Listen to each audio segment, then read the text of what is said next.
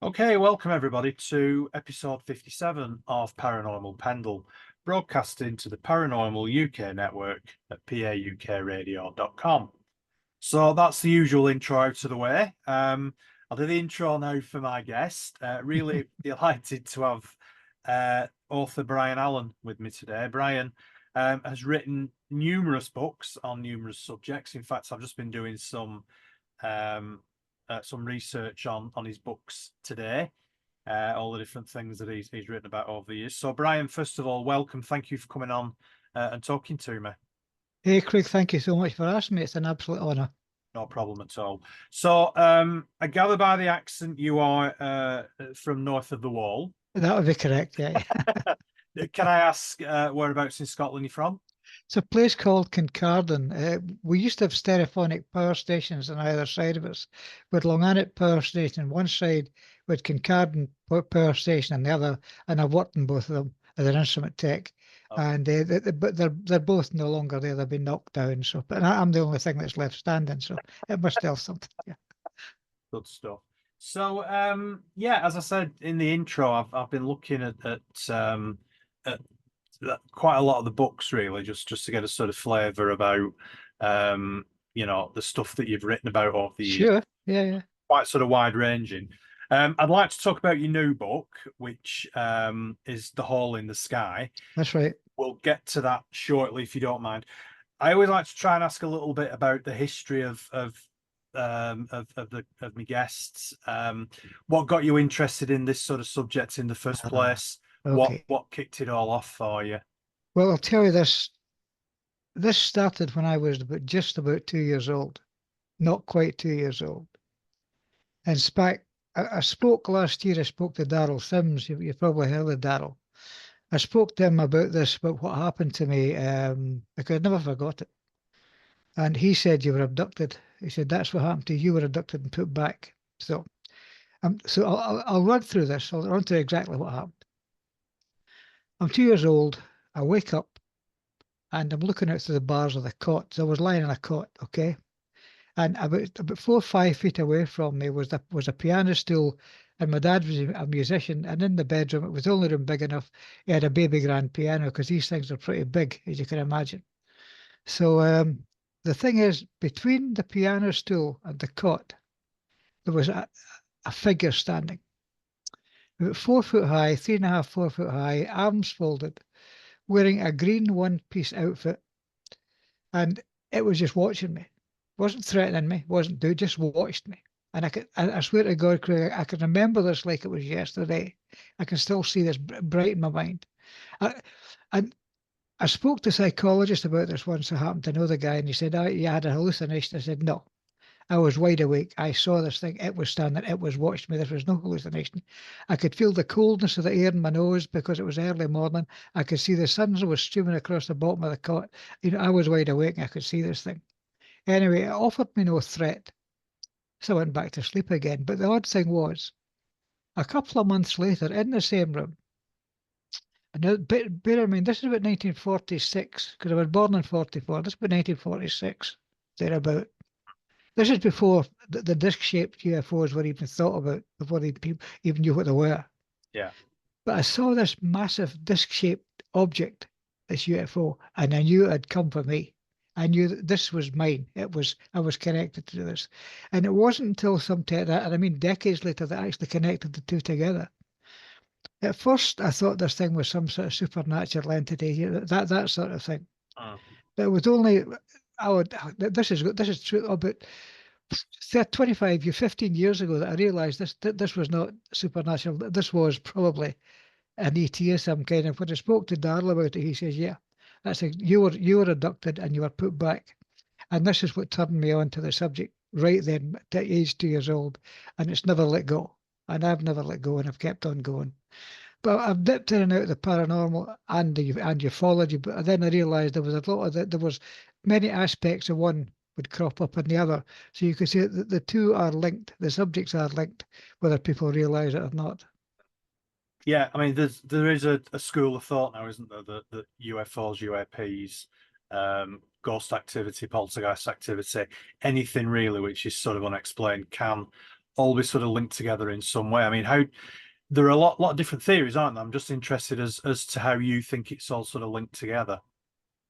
Well, I would say that some of the phenomena described as being ghostly, the disappearances, appearances, things manifesting, things disappearing, also happens when you're talking about UFO-related incidents, that a lot of these things happen as well. So it would seem that they seem to share some of the same attributes. Not all, but they seem to share some of the same attributes. Yeah.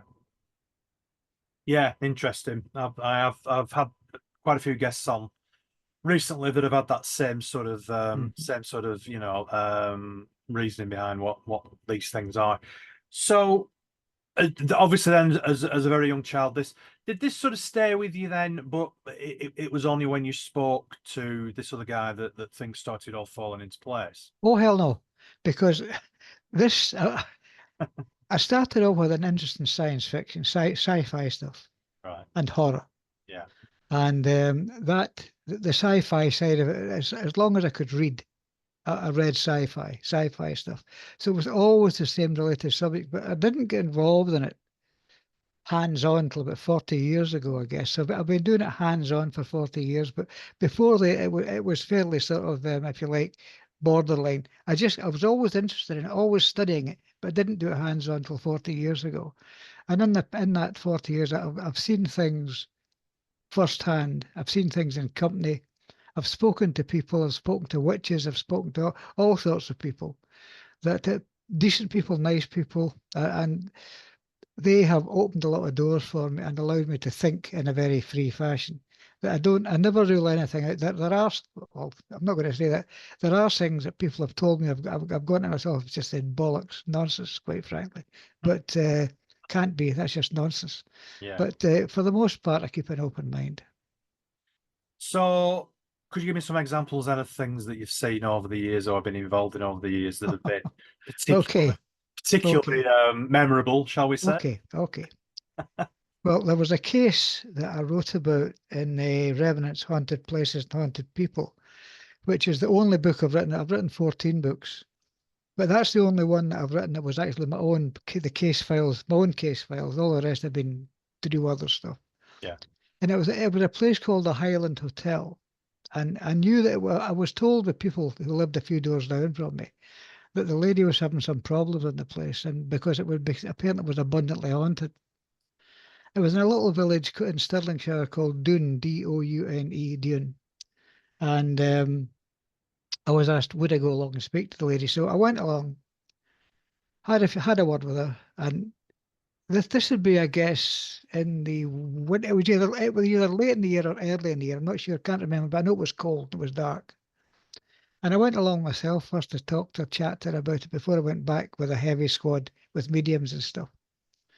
Or if I thought it needed it. But I was sitting in our own living quarters, in our office actually. I was sitting on a settee, and her brother was sitting to the left, and there was another person sitting on another settee. It's over again to my right hand side. Sorry, the brother was sitting on my right hand side, I should say. And I'm sitting talking to her, chatting away. And the fire's nice and warm and stuff. And we're just chatting away. And she's sitting maybe 7 feet from me, 6, 7 feet from me.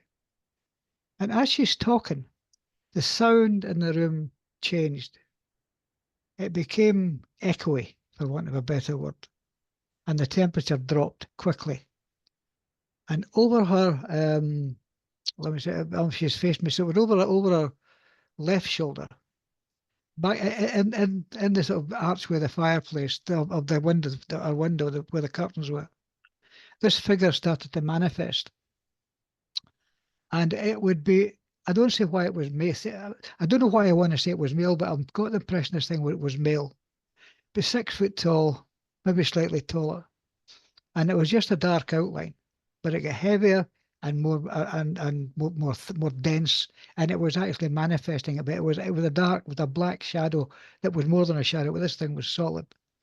And this sort of thing had happened to me before, so it wasn't anything new. But I didn't want it happening then because I didn't think it was appropriate because so I just thought now I'm thinking of this thing, go away. You shouldn't be here, and you're only going to upset people. So just please go away.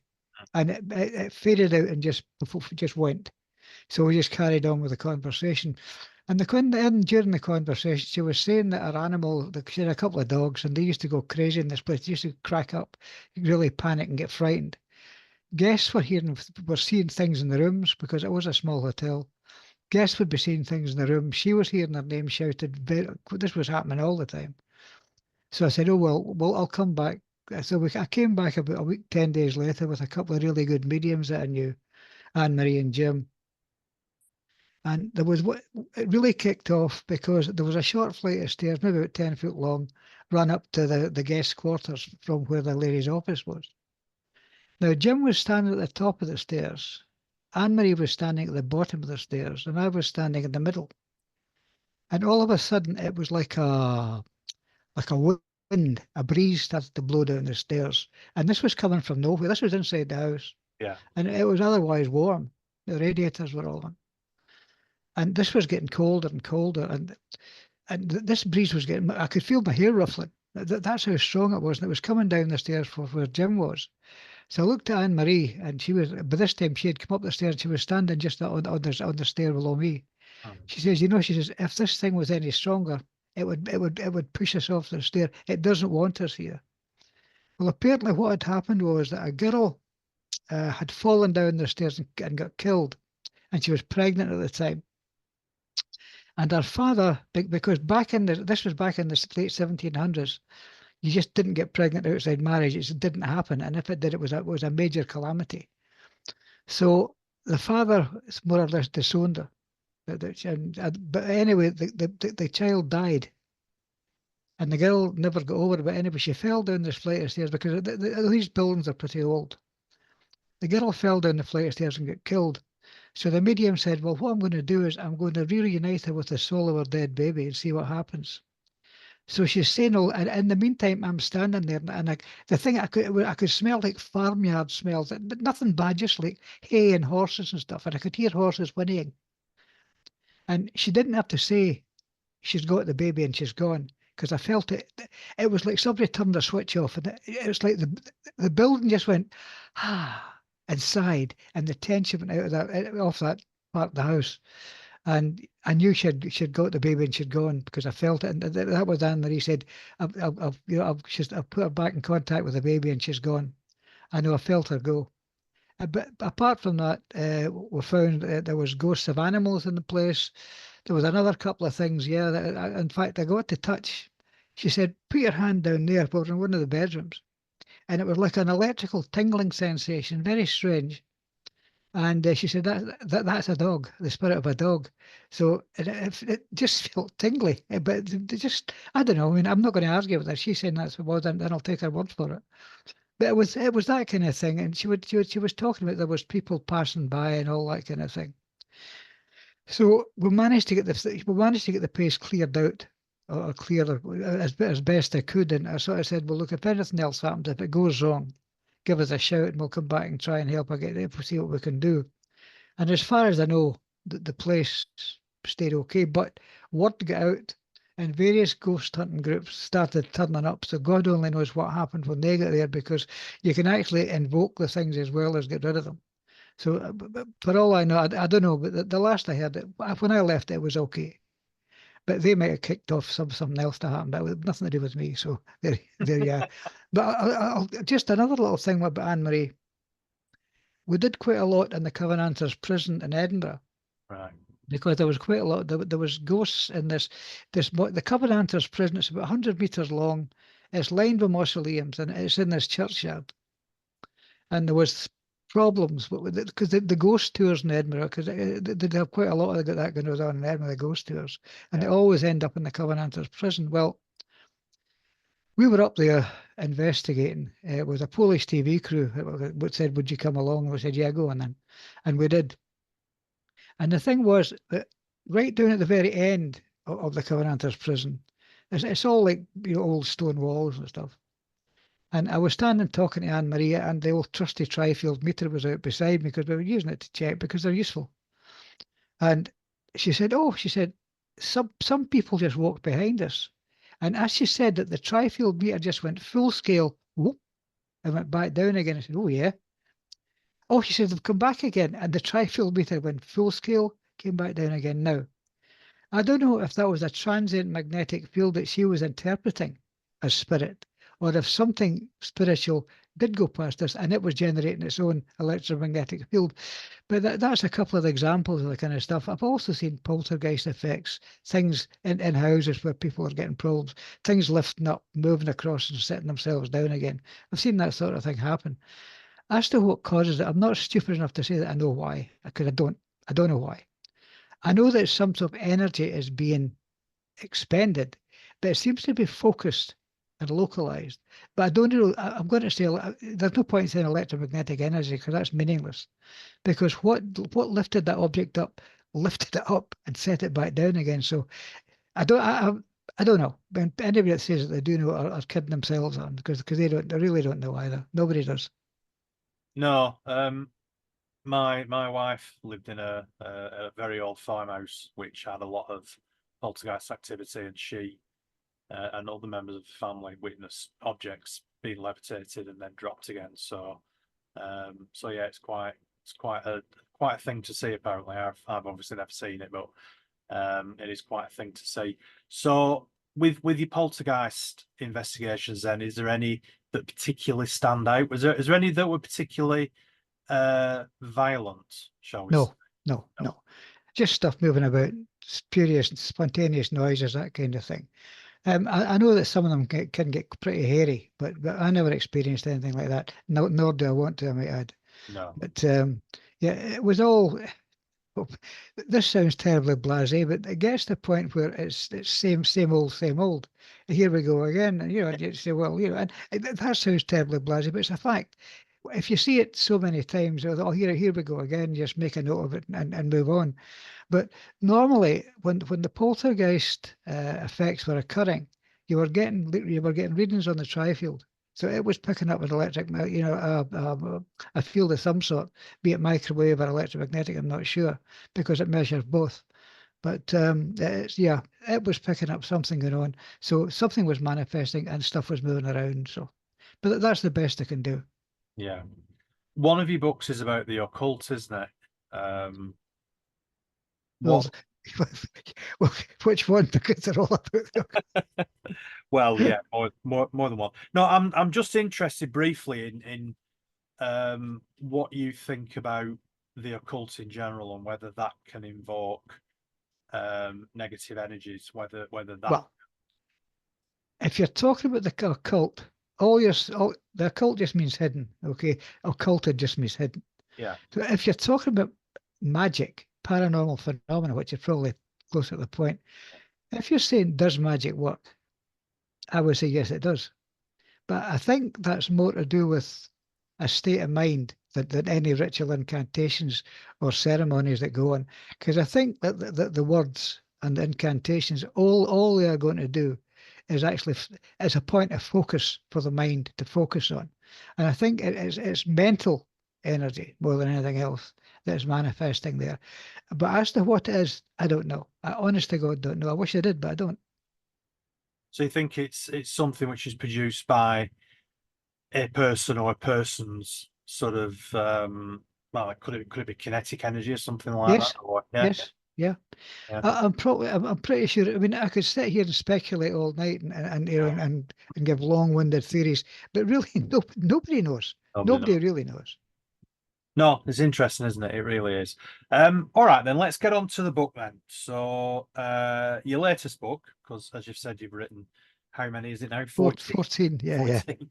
yeah. What was your first one? Just as a matter of interest. The first one was called, what the hell was it called? I'm going to have a quick look here. The View from the Abyss. It was Okay. called The View from the Abyss, and that book pretty well wrote itself because I'd done dozens of articles for magazines and stuff. They were all lying about. And I thought, I could compile these into books. So what it was, I sort of grouped them into sections about specific subjects, wrote up into chapters, and brought out the book, The View from the Abyss, and that was the first of them. And all the other books just developed from articles in there. Yeah. But the book that Phil Mantle and Flying Disc Press just released was The Hole in the Sky, And it is about pretty much what it says it is. It's about portals, for want of a better word, doorways in the sky. But when things appear, we'll just say they fall through a hole in the sky. I'd heard that comment made, and I thought, well, that would do the handle to the book, so I just call it the hole in the sky. And it sort of starts off with my own sort of experiences throughout my life and bits and pieces I've seen.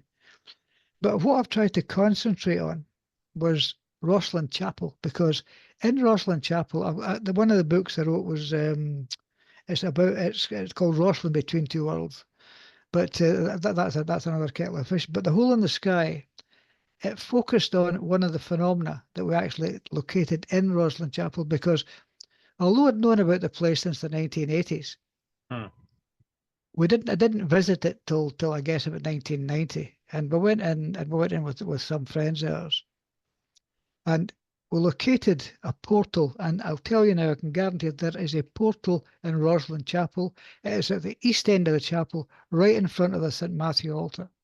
Now, have you ever been in Rosslyn Chapel, Craig? No? No, and I was going to ask if whereabouts is it? It's in a village called Rosslyn, which is about 20 miles from Edinburgh.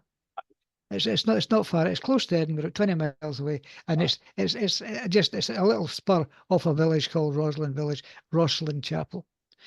Right. Officially, it's called the Collegiate Church of St. Matthew, but everybody just calls it Rosslyn Chapel, and it is a functioning church. It is a functioning church. They have weddings in it and stuff, so it is a functioning church. Okay. But if you go into the chapel and look to the east end of the chapel, you'll see that there's a biggish altar, but at the back of that, there's two pillars. Then at the back of that again, right on the east wall, you've got three altars that are set up against the wall, maybe about 5 feet wide, maybe about 6 feet wide, but 4.5 feet high, maybe 5 foot high, and maybe about 6 inches, 8 inches deep. And there's three of them. There's also what is called the high altar, and that is actually set about halfway up the wall, strangely enough, right above the flight of stairs that goes down into the crypt. Now, it's called the high altar for obvious reasons, because it is a high altar, but nobody could use it for anything. It's just there, I think, to balance things up. Yeah. But we noticed these three altars at the back of the right in the rear wall. And one of the mediums that was with us, because we weren't all with mediums, no, that's a lie. That's a lie. That's not what happened. The first time I noticed this, I was there with my wife, and I happened to be standing with my back against, I was standing with my back to the St. Matthew altar, which is, you look at them, that's the one on the left hand, the extreme left hand side of the three altars. It's the first, if you like, on the left hand side, right against the back of the church. And I was leaning against that, and my arm started to drift up from my sides, really strange. I thought, oh, that's strange. And it felt as if I was getting pushed under my heels and I was getting pushed up off the floor. And I literally came off the ground, maybe a quarter of an inch off the ground, completely off the ground, and staggered forward. I thought, that's a bit strange, because I couldn't figure out what was going on, but I was aware that there was some sort of force right there at the St. Matthew altar. So I asked my wife to go and stand there, in the same place I was, and I says, what do you feel? Oh, she says, I fucking feel I'm getting pushed up the way. So anyway, we just left it at that. Because there's people going about, and the people that look after the chapel know that there's all sorts of strange people, because Rosslyn Chapel's got a bit of a reputation, and they got all sorts of people want to come there. I know that the Scottish Knights Templar certainly used to hold ceremonies down in the crypt, but I don't know if they still do, but they did once upon a time. They're called the Military Templi Scotia, by the way, the Military Order of Scotland. Right. And they used to hold rituals in there. So my wife and I came back. We brought a couple of mediums with us. In fact, we brought 4 mediums. It was 2 sets of husbands and wife. They'd never been in Rosslyn before. We didn't tell them anything about the place, and they didn't know each other. The couples didn't know each other, which was ideal. So I took one pair round, and my wife took the other, and we just walked slowly around the chapel. Didn't tell them anything. We didn't prime them in any way. Now, when we got up to the east end of the chapel, they were walking, along past the little altars, and it was Anne Marie said, "Oh," she said, "there's something here," and oh my God, she said, "they're trying to come through. They're asking me to bring them through." And I said, "Who are?" She says, "The people on the other side of this doorway." They called it an astral doorway, but in effect, it's a portal. Hmm. So at this time, when we were going about in there. And I said, my wife hadn't come round that bit yet. This American lady walked in, and she was toning. She was letting out these blasts of song, hymns and stuff. And she hit this particular frequency, and the whole place, sonically, the whole place just lit up. And you could almost sense the sound washing and waving all around the interior of the church. And everybody sort of looked there and she said, oh, she said, no, and she said, no, keep going, this is great. But anyway, she stopped and she left. So we didn't say any more. And my wife then walked up with a couple of mediums she had. And the other, it was both the females picked up on this, not so much the men, but the females picked up on it. Apparently they were more sensitive for some reason. But she picked up there was something there, something very strange up against the altar. And she said it's got something to do with sound. Well, at the time, I came across a concept called, I'll forget this here, the devil's chord, okay, which is, it's actually a tritone. And it's a particular frequency. Now, the Catholic Church banned this frequency in the Middle Ages. They completely banned it. They used to this particular, this note or this tone. Because as far as I can make out, if the church was of a particular size and a sort of set of proportions, people were literally tripping out. This tone was getting to them, and they were having, if you like, spiritual experiences. And the church didn't like this at all, because it was the arbiter of who would or would not have spiritual experiences. So it would decide who could or couldn't. And so they realized that this tone was causing it to happen. So anyway, the bandits, that was all stopped, of course. And it's all back to normal. That was, just, I think it lasted about 50 years or something. Then they went back off that. So that's when I came across the notion. I wonder if sound has got anything to do with this, because the medium has said sound was something to do with this portal. So I spoke to a guy called Bill Downey, who Bill's a musician, and he came up with a set of tones. And I don't know if it worked with other tones. I could only talk about the ones that Bill came up with, which were F sharp, C, and A. Now, F sharp corresponds to 370 hertz. C to 535 hertz, and A to 880 hertz. Now, the odd thing is that these, if you use a system called gematria, which is an old firm that you've probably heard, it's an old system of divination based in numbers. You find out, like for example, Jesus comes out at 515 hertz, which isn't too far away from 535 hertz. Also, the word comes out at 373 hertz, which isn't far away from 370 hertz. And then Iesus, which is the Greek for Jesus, comes out at 880 hertz, which isn't far away from 880. So there we go. That is just probably an anomaly, but it's a fact. So we arranged with, I shouldn't really say this, but we didn't say the people at Rosslyn Chapel were actually intending to do. But asked, could we get permission before the paying people turned up? Could we come up and just carry out a couple of sort of experiments with sound? So yeah, well, that was fine. Okay, so they said yeah. So I got a signal generator, a little amplifier, and then some speaker, and a laptop, I might add. We took all this stuff up, and there were about half a dozen of us there, and we started generating the chord of F sharp, C, and A. We started generating this chord in the chapel. But what we didn't know was that one of the guys had gone downstairs, and he was a musician, and he was toning with his voice. So what you had was us creating this frequency upstairs, and he was downstairs creating this other frequency purely with his voice. And we went, oh yeah, well, we didn't think anything about it. Then suddenly, we've got these two tones going. A third tone kicked off. The chapel was producing an overtone on its own. Nothing to do with us. Well, it was to do with us because we were, but it was producing an overtone. And we thought, God, that's a bit odd. But even stranger still, a few seconds later, another tone kicked off. So the chapel is producing two tones based on the tones that we're producing. Now, the guys downstairs then stopped toning. And the overtones just went click, click, just stopped instantly. And all we were left with was the tone that we were producing from the little amplifier and the speakers and the signal generator. So by this time, one of the mediums said there's something happening over at the St. Matthew altar.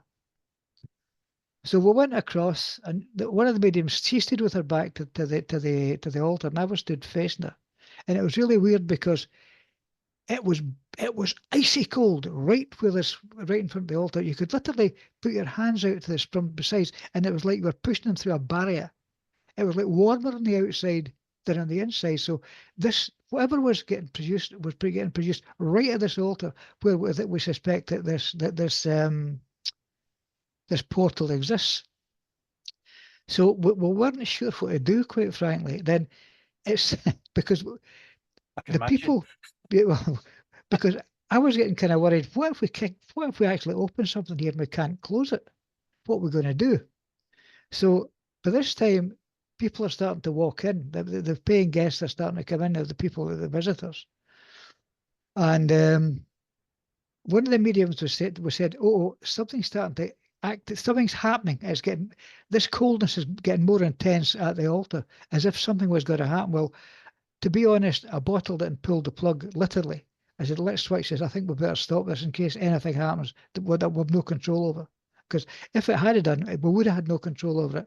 So we literally just switched the power off, switched the signal generator and the amplifier off, and everything just shut down again. And everything was back to normal. But we know that we activated something at the St. Matthew altar.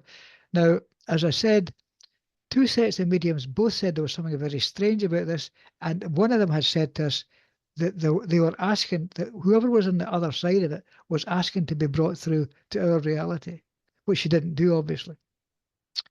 But the chapel was actually built in the 1400s by Sir William Sinclair. He put up the money for it. And the thing was, I think that what he did was when he built the chapel, I think he was built it as to conceal something. And I think because Sinclair, when he built that place, nothing went in there unless he said so. I mean, all the carvings were done in wood. He would approve them. That then they would be done in stone, and that's the way that the place was built. So as far as he was concerned, he had complete control over it. So I think he knew there was a portal there, and I think he concealed something on the other side of it so nobody could get their hands in it. Now, what it was, I don't know. But one of the legends, just as how this all builds up, one of the legends associated with Rosslyn Chapel is that down in the crypt, not down the crypt, but in the vaults, because you cannot get access to the vaults. There's no way you can get, you just can't get in. Simple as that. That it was said that the physical gateway to heaven is down in there. The physical gate, and I wonder if this is a nod to this portal which is up above. That is a gateway to somewhere. And maybe this has been, over the years, that was interpreted as a gateway to heaven. And this is what they say is down in the crypt, a physical gateway to heaven. But Rosslyn Chapel, if you ever get a chance, go to that place because it's just an amazing place to visit. It's not big, not a huge place, but by Jove, it's a great place to visit. So do you think that the gateway was the first and the chapel was built around it? Or do you think it's the way that the chapel's been built with these three altars that is then, with the frequency and everything else that you've just described, it's that's creating the gateway? Do you think it's like the chicken and the egg, isn't it? Which Yeah. came first? Well, I'm pretty sure Sinclair knew it was there. Right. But I think the actual the portal is just a part of the chapel. It's how the chapel was built, created it, because it's also built on a nexus of ley lines. And there was some other Celtic Christianity that was what was practiced for years and years and years up in Scotland as well. But it was also a place of Celtic Christianity where the chapel was built on the edge of the Esk Valley. So it's quite possible that that Sinclair knew about this and he exploited if you like, the factors that made it that way, and he incorporated that into his chapel. But I think he did it to hide something. That has been that's a guess. That's a guess. But pardon me, I think he did that to hide something, conceal something. Do you know much about him as a person? I mean, if we're going back to the Well, 15th Sinclair. century, yeah, I mean, we're No, time, aren't we? I looked a little bit into the history of the Sinclair family, but basically there were most of them. They came from the Orkneys. I think it came from Orkney, Right, one of the last Prince of Orkney. right. And the Sinclair family were, I mean, they were known as warriors and fighting men, sort of thing. And Sir William He was pretty good at what he did. But other than that, I didn't really go into his history as much as the chapel's history, Yeah. as much as I could, you know. Do you have any evidence of um, the portal being investigated by other people over the years, or being mentioned, or referenced to over the years? No, I No. think I was the first person to find this anomaly, Yeah. because I've certainly never heard about it from anyone else, put it that way. So how does this fit in then to the theme of the book? Are there other portals as well, or are there Well, other methods similar? I mentioned portals in general, but the only one that I have any hard and fast evidence of is the one in Rosslyn Chapel. It's the only one that I could put hand in heart and say, Yeah. there it is. That's one there. I mean, I know where to the inch where it is, and I know how to turn it on, or I think I do. But I also think that mediums need to be there as well. I think you need someone with some sort of psychic reservoir of power to help it along. But having said it, the first time we were there were no mediums there, Right. and it was only my wife and I, and we still fed. Obviously, we didn't get the same results because we weren't actually trying to do anything. But this was just, I feel like it was a sort of passive reaction. Yeah. But there was certainly something very strange about that corner of the chapel, in the east end of the chapel. When the medium said that something was trying to come through, did Yeah. did she give any indication of where the portal went to, where what was trying to come through? Did she have any idea, or did she just say something? The impression that I got was that they were human, or, or humanoid, or human Humanoid. spirits, or some saying humanoid. They weren't ETs with little spindly legs. No, they were human beings. Or it was human spirits, for want of a better word, and they were wanting her to bring them through from where they were. But she didn't elaborate because I don't think she actually knew too much. All she knew there was someone or people there, and they wanted bringing through to here from where they were, and she wasn't willing to do that. I think So completely. Yeah. yeah, it could literally then have been um, a doorway to the afterlife.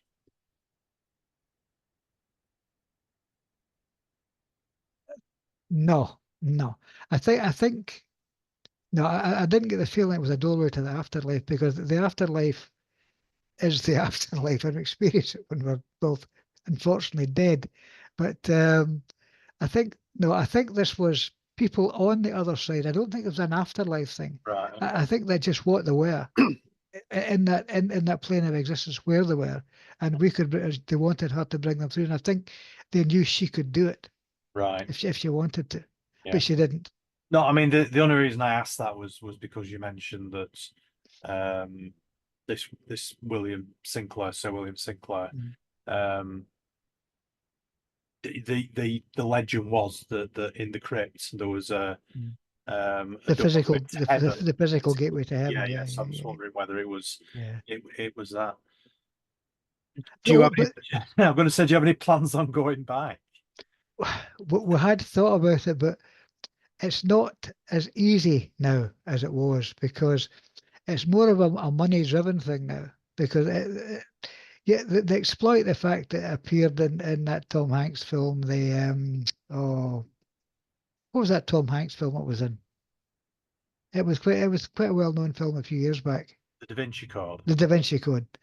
The Rosslyn Chapel appears in that as well Oh, right, towards the end. In right, fact, my wife and I, oh, here we go again. okay, In the Lady Chapel now, at the east end of the chapel there is what is called the Lady Chapel or the retro choir, and that is where these three altars are. Okay, the retro choir. Now, before we actually carried out these experiments, my wife and I we got permission to get in early, and we borrowed quite a long ladder from the people that run the place because I wanted close-ups of these stone cubes because in the ceiling of the Lady Chapel, the retro choir, they're like little stone angels, and they're all playing little stone musical instruments. And from these musical instruments, there's like musical notes coming up in an arc, and they all meet up in the center. And there's three of them, three sets of these, because there's three altars and there's three sets of these cubes coming up. And the faces of the cubes are all carved out in different shapes, which may well correspond to musical notes which you would get if you were, for example, to put fine grains of sand or whatever on a thin sheet of metal, suspend it and play it with a bow, it would make the grains of sand take up particular form depending on which note you were playing. Yeah, That's yeah. It's called, I think it's called cymatics. But and I think that we know that a guy, he wrote a piece of music supposedly inspired by these cubes, and we know also that, that these notes, these patterns can be reproduced almost exactly by using, like, signal generators and stuff and vibrating plates, metal plates. We know that this can be done, but I don't think people have actually gone very far with other. It's an interesting curiosity. Yes, we can do it, and yes, it seems to apply to these stone carved stone cubes. But and again, was William Sinclair. So whatever he was doing, maybe it's possible that he was actually giving you the key to open this portal by converting these notes into musical notation. leaving Possibly he was sort of giving you the key. leaving clues, Yeah, really. he was leaving clues. Yeah, Yeah, yeah. yeah. I mean, you mentioned before about three notes, and when you started talking about the three stone blocks, then I thought, well, hang on, the F sharp, C, and A, Yeah, yeah. which is the three, the three notes that you mentioned before. I mean, it's almost like, I suppose you could call it a sonic key, couldn't you? Yes, yes. Good It's idea. like Yep, a unlock, yep, yep. whatever it is. Yeah, it's fascinating, isn't it? So sorry, go on. I interrupted you. Go on. You were I saying can't. about these blocks. Oh, the stone cubes. Well, they are what they are. I think there's a couple missing because Oliver Cromwell, when he was rampaging around the land, he used the chapel to house the horses. He kept his horses in the chapel. Yeah, and I think a couple of stone cubes got broken for some reason, so they're not. I think there's 320 or 340 of them, and a couple of them got broken off. And I Right. think it was during Cromwell's time that actually happened. Fascinating. So you're not really able to go back and do any more investigating then because it's become quite touristy, is it? Quite. It's very touristy, and I don't. Well, if I don't think the chapel would look on it very favourably if you were carrying out experiments like that. I don't think they'd like it because No, that's why we didn't tell them what we were doing to start with. I mean, it almost in itself sounds like a Hollywood horror film, doesn't it? Really, in a way, you've got no idea what could be on the other side of the Yeah. portal. Oh, absolutely not a clue. Other than there was people, or they said there was people asking to get brought through. So, okay, so your other books, like you Hmm. said, you've written 14 books in total. Yeah. Choose one of your favorites, and just Oh, brief, dearie me. briefly tell me what it's about. Oh, dearie me. There is set. And then my subscribers can all go off to Amazon and order them. Well, the one that's most easy to get is on Amazon is in fact the Hole in the Sky because that's just been re-released by Flying Disc Press. Yeah. I'll put that film mantle. But the other one is Book of Secrets, The Deceptions of Gods and Men. I wrote that with Barry Fitzgerald. That was quite. You probably know of Barry. A Hmm. really nice, great guy, great guy. I wrote that one with Barry. Dark Messiah, Magic, Gnosis, and Religion. Strange Skies, Strange Eyes. That was CFZ Publishing. That's John Downes. John Downes has actually published quite a bit more stuff. The Believers, The Heretics, Past and Present, From the Dark Wood to Holly was another one, which is about the Robin Hood myth, because Okay. that is a myth. There was no Robin Hood. Absolutely, there wasn't. But the myth was there because you start going on about Robin Goodfellow and these sort of ancient myths about wood these wood dwelling creatures. But if there was a Robin Hood, he didn't rob the rich to give to the poor. He robbed anyone he could get his hands on, and he kept it for himself and his gang. It's simple as that. But that was quite interesting because a lot of people in Nottingham didn't like that. Didn't like this idea because it was doing the boy down a bit, like. But no, there was no evidence I could find that there was a Robin Hood who robbed the rich to give to the poor. No, didn't exist. But there are a lot of tales about the creatures living in the woods, old folk tales. This is where you get Robin Goodfellow and all the Right. rest of it. But that was one. Then there was Revenants, Haunted Places, Haunted People, which was yeah, that was about my own stuff, and I cast the out poltergeist, possession, and exorcism, which is quite an interesting book to do. And I got quite a few frights writing that book because of what because of where I had to go to get the information. I was spending a lot of time on the dark side, for want of a better words. Okay. And you're plowing through a lot of stuff that, quite frankly, you're better leaving alone. And well, I had things happening in the house. I had to Okay. cleanse, yeah, and I had to cleanse it a couple of times. And that is one of the reasons I've stopped doing it. I just Oh, don't get involved in that side at all now, because no matter what you do, and no matter how many precautions you think you're taking, you won't take enough. Because if these things want to get a hold of you, they will. And then you've got to try and get rid of them. In so fact, were you sorry? Were you doing physical investigations then at this point, or uh, no, this is actual purely research? study, academic study. Okay, and there were things attaching themselves to you from that. Yes, because you were so deep, because you had to get so deep into it. I'll give you a very brief example. Please, yeah. My wife and I were lying in bed, in fact, in the room next to where I'm now, and we're lying. It's dark. It's about two o'clock in the morning, and for some reason we both snapped awake, and we were both wide awake. And this wasn't just a waking up; we're both awake, and we started to hear furniture getting bumped around in the room upstairs. And obviously, the house, the rule of the wife and I in the house, and we could hear furniture getting moved around. We could hear scratching on the walls. We could hear scratching on the floor. And I swear to God, Craig, this is the first time my hand in her, I was frightened because I didn't know what was there. So we just lay there, literally holding each other. And well, half an hour had gone, 3/4 of a minute, it faded away.